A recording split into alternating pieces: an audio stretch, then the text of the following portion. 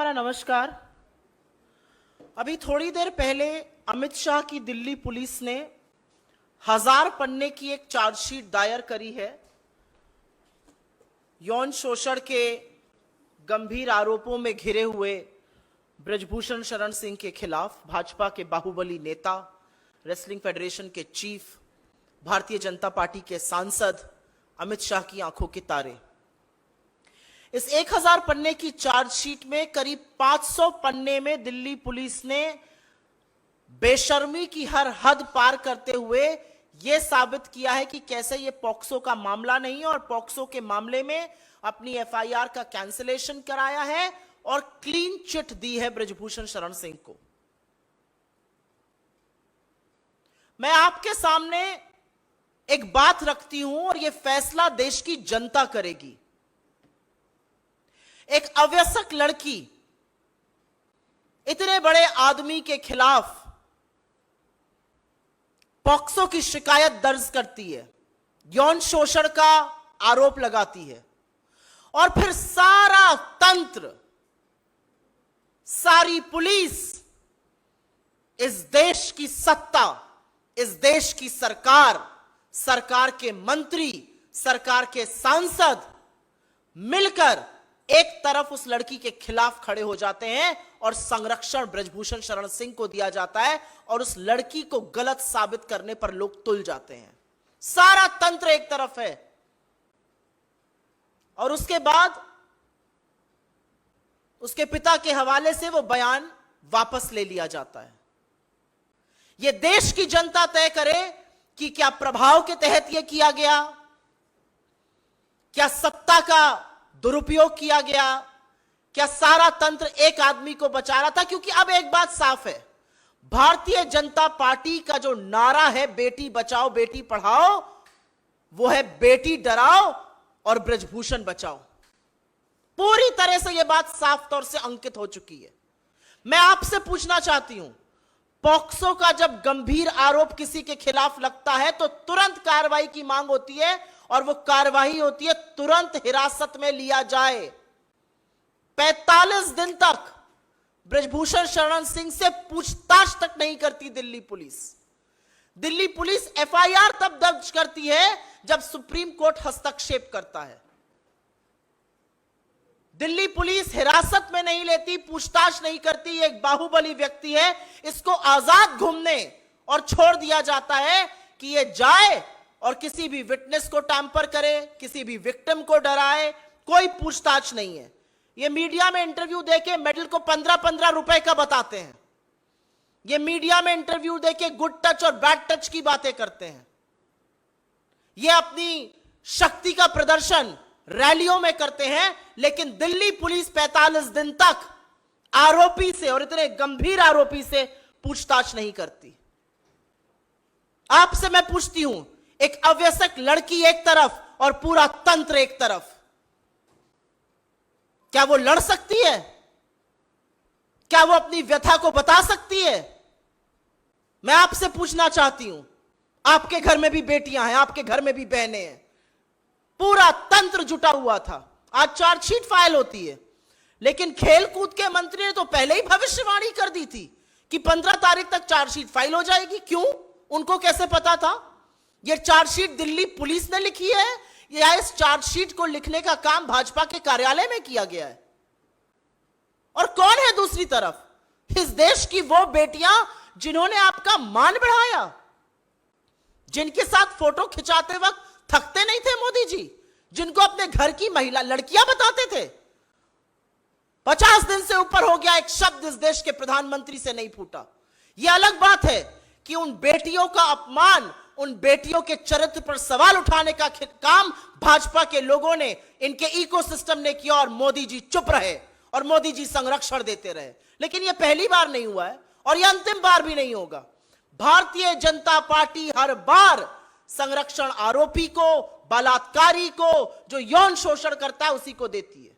याद है ना कुलदीप सिंह सेंगर, याद है चिन्मयानंद, याद है लखीमपुर का चीरहरण, याद है आपको अंकिता उत्तराखंड की, याद है आपको हाथरस की गुड़िया। हर बार संरक्षण आरोपी को दिया जाता है, हर बार संरक्षण दरिंदे को दिया जाता है, हर बार बेटियों के खिलाफ खड़े होने का काम भारतीय जनता पार्टी, मोदी सरकार और खुद इस देश के प्रधानमंत्री नरेंद्र मोदी करते हैं। यह एक स्क्रिप्ट है, ये चिर परिचित अंदाज में हर बार संरक्षण आरोपी का होगा, बचाया आरोपी को जाएगा, झोंका भट्टी में देश की बेटियों को जाएगा। हम आशा करते हैं और हमें विश्वास है कि इस देश की न्यायपालिका, इस देश के कोर्ट इसका संज्ञान लेंगे। कैसे 164 का मजिस्ट्रेट के सामने हुआ बयान बदला गया, वो बदला उस दौर में गया जब आरोपी उन्मुक्त रूप से बाहर घूम रहा था। उसने क्या प्रभाव किसी पर डाला हमें नहीं पता है, लेकिन यह वही दिल्ली पुलिस है जिसने बिना वक्त गवाए, जिसने बिना वक्त जाया किए क्लीन चिट दे दी इस पूरे मामले में। तो फैसला अब इस देश को करना है, फैसला न्यायपालिका को करना है और हम आशा करते हैं, हमें विश्वास है कि कानून में, इस देश के न्यायालयों में अभी न्याय जिंदा है और इन बेटियों को और खासतौर से उस अवैसक बेटी को जरूर न्याय मिलेगा। लेकिन सरकार से हर तरह की उम्मीद इस देश की बेटियां छोड़ दें, क्योंकि अगर सरकार के किसी नुमाइंदे के खिलाफ आप खड़े हैं तो आपके खिलाफ पूरी सरकार, पूरा तंत्र, निरंकुश पुलिस, इस देश की एजेंसियां, इस देश के सांसद, इस देश के मंत्री और इस देश का प्रधानमंत्री खड़ा मिलेगा आपको। अगर आपके इस पर कुछ सवाल हो तो हम जरूर उसको लेना चाहेंगे। I will actually briefly make a statement in English on this. Just a little while back, the Delhi police has filed a 1,000 pages charge sheet against Brijbhushan Sharan Singh. Over 500 pages of that charge sheet are dedicated to how a clean chit has been given to him, and the whole case under POCSO has been withdrawn. The law of POCSO says that the moment a case is filed, the perpetrator, the supposed perpetrator of that crime, has to be arrested because he should not tamper witnesses, he should not intimidate victims.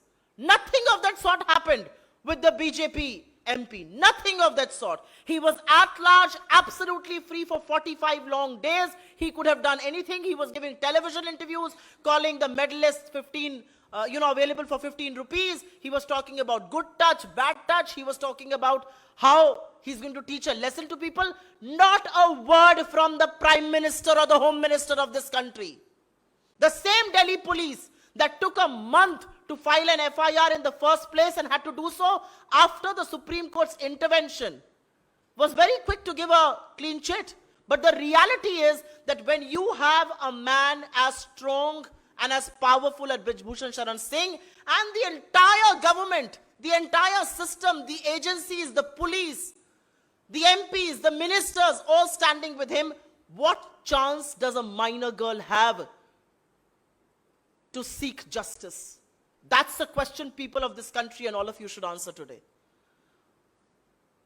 I also think it's a pattern, it's a script. Whenever there is a crime against women, whenever, the BJP will always be found standing with the perpetrator of the crime and never with the girl. You begin with Kuldeep Singh Sengar, you go to Chinmay Anand, you go to Hathras, you go to Lakhimpur, you go to Uttarakhand. Woman means she's herself because the government, Modi, is going to solidly stand perpetrator of that crime, and this is no exception either. But we do hope that the courts in this country are going to take cognizance of this matter. The courts of this country will take cognizance of the matter that for 45 long days, the MP was not questioned once. The courts will take cognizance of the fact that the magistrate statement changed twice. Under what circumstances, the courts will look into this. The courts will take cognizance of the fact that India's most decorated athletes were brutally beaten up by the same Delhi police, intimidated, dragged on the streets of Delhi, and the government kept absolutely quiet. That's the reality of this case.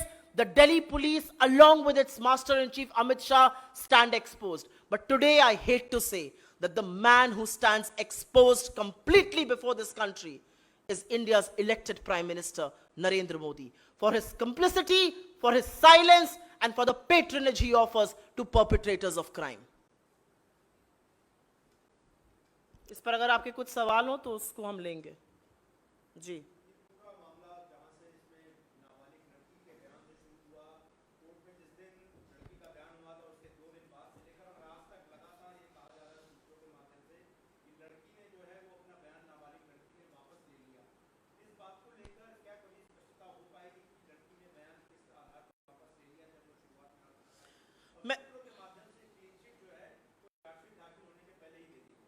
ये सूत्र कौन है और ये सूत्र किसके लिए काम करते हैं?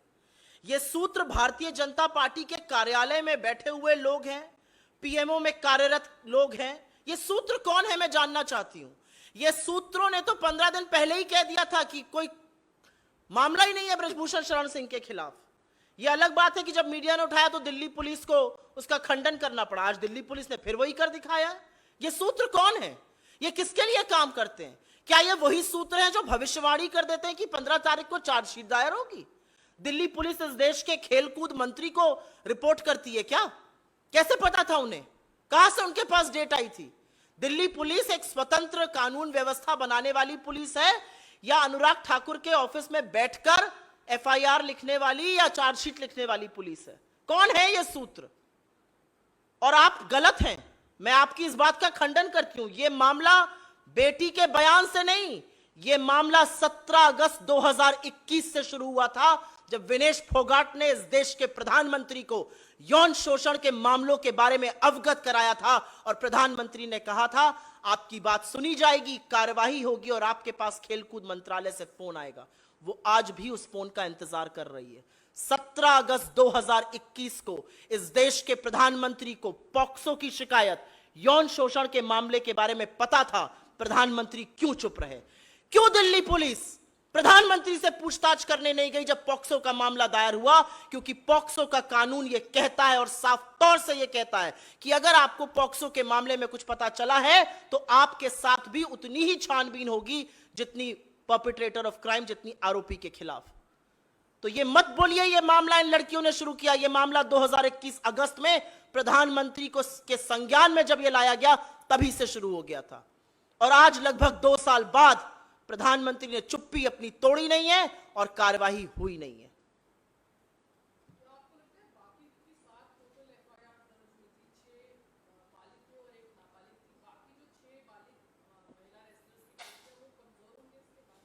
मुझे नहीं लगता केस कमजोर होगा। मुझे इस देश की न्यायपालिका पर भरोसा है, मुझे इस देश की कानून पर भरोसा है और मुझे लगता है कि इस देश की जनता ने एक तौर से तय कर लिया है कि न्याय ना होने का परिणाम यह है कि देश की सबसे डेकोरेटेड, सबसे ख्याति प्राप्त, सबसे बहादुर, सबसे बड़ी हौसले वाली लड़कियों को सड़कों पे घसीटा जा रहा था और एक सम्राट अपना राज्याभिषेक करा रहा था। मुझे लगता है जो दिल्ली पुलिस कर रही है और जो बर्बरता दिल्ली पुलिस ने करी है, जो निरंकुशता सरकार ने दिखाई है, जो नैतिक दिवालियापन सरकार का है, वो एक्चुअली इस मामले को और पुरजोर करता है। वो दिखाता है कि अब कानून ही, अब न्यायपालिका ही इस देश को बचाएगी, क्योंकि सरकार तो आरोपी को बचाने में बिल्कुल मशगूल है, बिल्कुल मस्त है। तो मुझे नहीं लगता उनका केस कमजोर होता है। मुझे लगता है सरकार की निरंकुशता को देखते हुए उनका केस और मजबूत होता है। और सवाल यह उठता है कि 2 साल तक प्रधानमंत्री इस पूरे मामले पर चुप क्यों रहे? कोई और सवाल इस पर है? उसके बाद इस पे हट के ले लेंगे।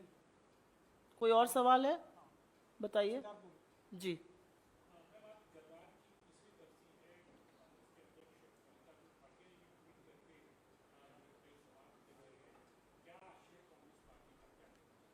मैं सबसे पहले तो यह कहना चाहती हूं कि ठीक 3 साल पहले हमारे देश की सरहद, हमारी भूभागीय अखंडता की रक्षा करते हुए 20 जांबाजों ने वो सर्वोच्च बलिदान दिया जिसके लिए पूरा देश कृतज्ञ है, जिसके लिए उनका नमन है।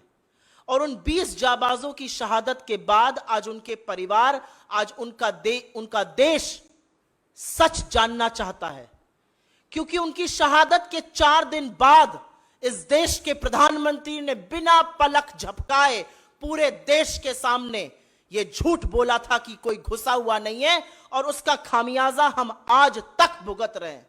आज भी कोर कमांडर लेवल की जो टॉक्स होती हैं उसमें कितनी बड़ी विडंबना है कि चीन का पीएलए वही भाषा बोलता है जो देश का प्रधानमंत्री बोलता है कि कोई घुसा हुआ नहीं है। और ये हम नहीं, ये आपके देश का प्रधानमंत्री कह रहा है। पिछले 3 सालों में, ठीक 3 साल हो गए, और पिछले 3 सालों में हमें सबक सिखाना था चीन को। हमने क्या किया? हमने चीन के साथ अपना व्यापार सबसे ज्यादा बढ़ा लिया। चीन हमारा सबसे बड़ा ट्रेडिंग पार्टनर पिछले 3 सालों से बना हुआ है। चीन के साथ हमारा व्यापार घाटा $100 बिलियन से हो गया और देश की आंखों में धूल झोंकी जाती रही कोई ऐप बैन कर कर। यह है आपका न्याय, यह है आपका न्याय संगत होना, यह है आपका लाल आंख दिखाना। गलवान की शहादत के बाद जब पहली बार नरेंद्र मोदी और शी जिनपिंग एक सामने आए, वो बाली में था। खाने की थाली छोड़कर लाल आंख दिखाने के बजाय लाल शर्ट पहनकर जी हजूरी करने लगे। चीन हमारे साथ, हमारे जवानों के साथ, जाबाजों के साथ यह हौसला रखता है करने का, क्योंकि देश का प्रधानमंत्री झूले झूल रहा था और शहनाई सुन रहा था। चीन का पीएलए वो भाषा बोलता है जो देश का प्रधानमंत्री बोलता है। इस देश की सेना का शौर्य और पराक्रम तो वो है कि उन्होंने पाकिस्तान जैसे देश के 2 टुकड़े करके विश्व का भूगोल बदला है। उन्होंने चीन को बार बार सबक सिखाया है। उस सेना के शौर्य और पराक्रम के आगे हम सब नतमस्तक हैं। लेकिन सेना के हाथ क्यों बांधे जा रहे हैं? 65 में से आज 26 पेट्रोलिंग पॉइंट से सेना को पीछे क्यों किया गया है? क्यों बफर जोन बनाया गया है? क्यों अमेरिका का राजदूत कहता है कि जब भी हम मामला उठाने की बात करते हैं, India doesn't want to poke China in the eye? क्यों हमारा स्टेटस को एंटे अप्रैल 2020 की यथावत स्थिति अभी तक वापस मेंटेन क्यों नहीं हुई है? 3 साल हो गए इस मामले को। आज उस जाबाजों के, उन वीर गति प्राप्त लोगों के परिवार ये सवाल पूछते हैं, ये देश ये सवाल पूछता है कि कब तक नरेंद्र मोदी जी चुप रहेंगे और कब तक अपनी चुप्पी नहीं तोड़ेंगे और कब तक इस देश का विदेश मंत्री सेना का अपमान करेगा ये कहकर कि हम छोटी इकोनॉमी हैं, वो बड़ी इकोनॉमी है। तो हम क्यों अंग्रेजों से लड़े? हम क्यों बाकी ताकतों से लड़े? तो असलियत यह है कि सरकार को आज के दिन, आज शहादत दिवस है, इन लोगों का जवाब देना चाहिए। सरकार की ओर से चुप्पी है, सरकार की ओर से चीन का नाम नहीं लिया जाता है, सरकार की ओर से प्रधानमंत्री के झूठ को छुपाने के लिए सिर्फ और सिर्फ लीपापोती की जाती है और अन्य मंत्रालयों को झूठ बोलना पड़ता है।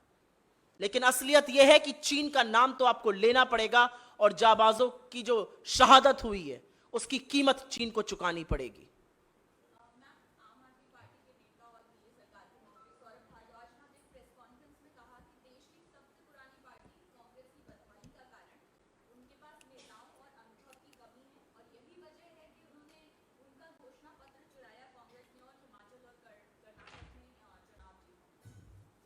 आपको लगता है कि उनके इस मूर्खतापूर्ण बयान का मुझे जवाब भी देना चाहिए? चोरी कौन कर रहा था शराब घोटाले में, ये पूरी दुनिया जानती है। जब वो चोरी कर रहे थे तो कांग्रेस पार्टी ही सजग होकर बता रही थी कि चोरों को पकड़ो। भारतीय जनता पार्टी के 8 विधायक और 7 एमपी तो आराम से चद्दर लपेट कर सो रहे थे। तो असलियत यह है कि ये सब कौन कहां मिला हुआ है ये सबको पता है। इन मूर्खतापूर्ण बयानों का जवाब देकर मैं उसको लेजिटिमेसी तक नहीं दूंगी। यह असलियत है कि इस देश में जहां कांग्रेस की सरकारें हैं वहां पर जो हमने जनता से वादा किया था उसको पूरा किया है।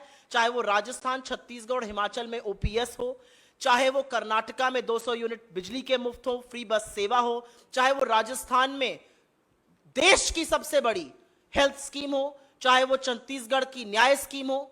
ये किस तरह की बातें करते हैं? क्या किया है इन्होंने? पंजाब की आज क्या कानून व्यवस्था की स्थिति है ये चिंताजनक है। उसके बारे में थोड़ा जवाब दें और इधर उधर विज्ञापन पर पैसा खर्च करना बंद करें।